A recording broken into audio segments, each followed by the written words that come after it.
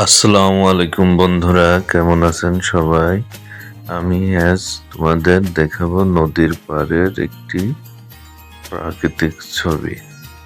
প্রথমে আমি এভাবে দাগ দিয়ে উল্টা পাশে দিয়ে দিয়ে আমি ঘরের ছবি আঁকছি। তোমরাও এভাবে ঘরের ছবি আঁকাবা। এই দাগটা ছোট হবে, মাঝের দাগটা বড় হবে, লাস্টের দাগটাও একটু ছোট হবে। পাশাপাশি দুইটা ঘর আঁকছি। তোমরাও এইভাবে পাশাপাশি দুইটা ঘর এঁকে একটু প্রাকৃতিক ছবি আঁকতে পারো। সবসময় মাঝের খুঁটিটা একটু বড় হবে, আর স্কেল ধরে আঁকালে ড্রয়িংটা সুন্দর দেখায়। আমি এখন নদীর পাড়ে যে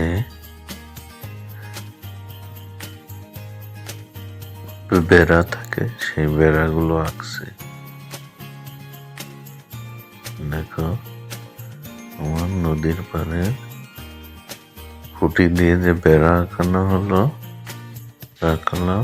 এখন আমি রাস্তা আঁকানো হয়ে গেল। এখন আমি ঘরের দরজা জানলা দিচ্ছি। দেখো, আমার দরজা কমপ্লিট হয়ে গেল। এখন আমি জানালা আঁকছি।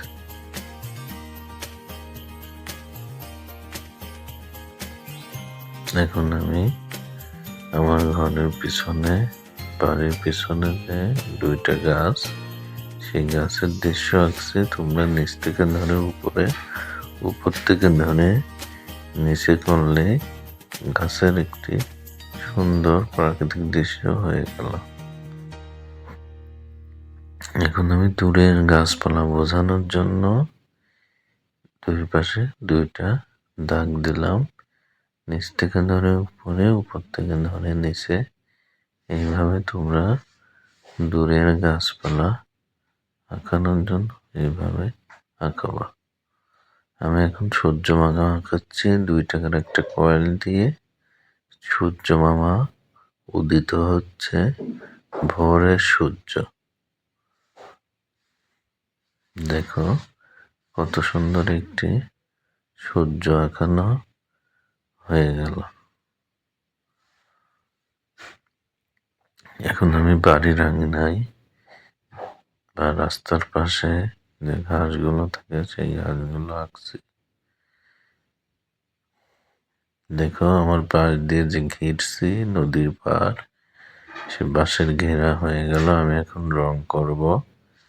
আমি প্রথমে আমার ঘরের চালে রং করা শুরু করলাম। হালকা খয়েরি, উপরে একটু অরেঞ্জ কালার। দুইটা কালারের সাথে মিক্সচার করলে রংটা দেখতে ভালো দেখায়। এখন হালকা হলুদ দিলাম। এইভাবে তোমরা ড্রয়িং করবা। আবার যদি তোমরা মনে চাই স্কেচও করতে পারো। দেখো, দুইটা ঘরের চাল একই রকম কালার হয় যেন, যেহেতু দুইটা ঘর দেখতে একই রকম। দেখো, আমার ঘরের রং করছি, চালের রং করছি।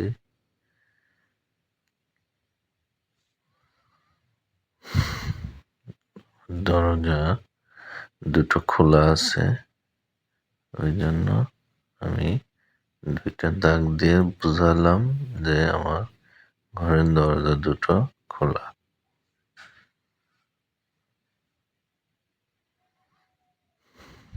এখন আমি বাঁশে রং করছি। আমি যে নদীর পাড়ে আমার বাড়ি, সেই বাঁশে আমি রং করে দিলাম। সবুজ ঘাস, রাস্তার দুই ধার, রাস্তার মাঝে আমি রং করছি। দেখো, দুই পাশে তোমরা গাঢ় খয়েরি রং দিবা। এখন হালকা একটু অরেঞ্জ কালার মাটি কালার, মাটি কালারের রং মিক্সার করে আমি রাস্তা হয়ে গেল। এখন আমি বাড়ির আঙিনায় সবুজ দিছি রাস্তার দুই ধারে,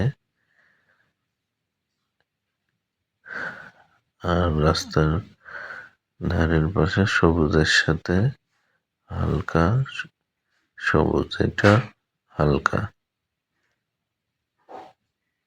দেখো ছবির সৌন্দর্য কিভাবে বৃদ্ধি করছে।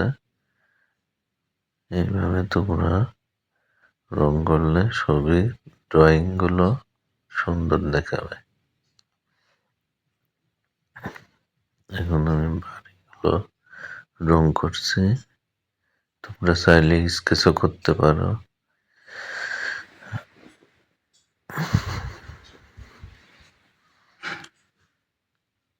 দেখো আমি এখন বাড়িগুলো রং করা শেষের দিকে। এইভাবে তোমরা বেগুনি কালার দিছি আর ওইটা গোলাপি কালার দিছি, দুইটা বাড়িতে দুই রকম রং দিছি। আর আমার ঘরের দরজা খোলা, এখন আমি গাছের কালার করছি।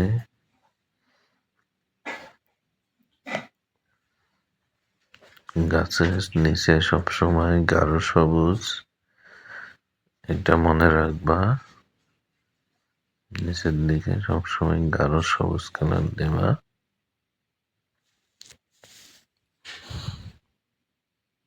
দেখো আমি নিচের দিকে গাঢ় সবুজ কালার দিচ্ছি।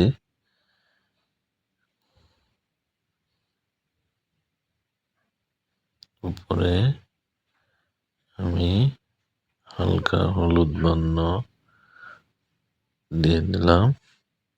এইভাবে উপরের দিকে হালকা হলুদ বর্ণ দিবা।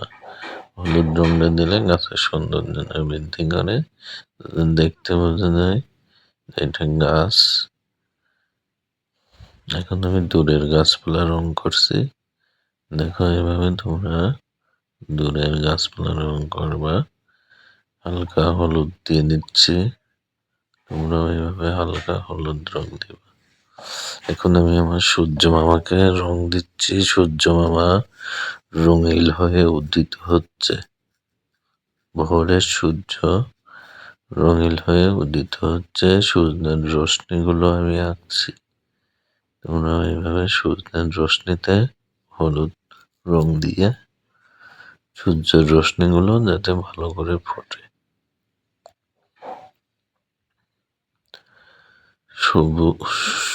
ভোরের সূর্য আকাশটাও দেখো, আকাশের উপরেও আমি হালকা হলুদ রং দিচ্ছি।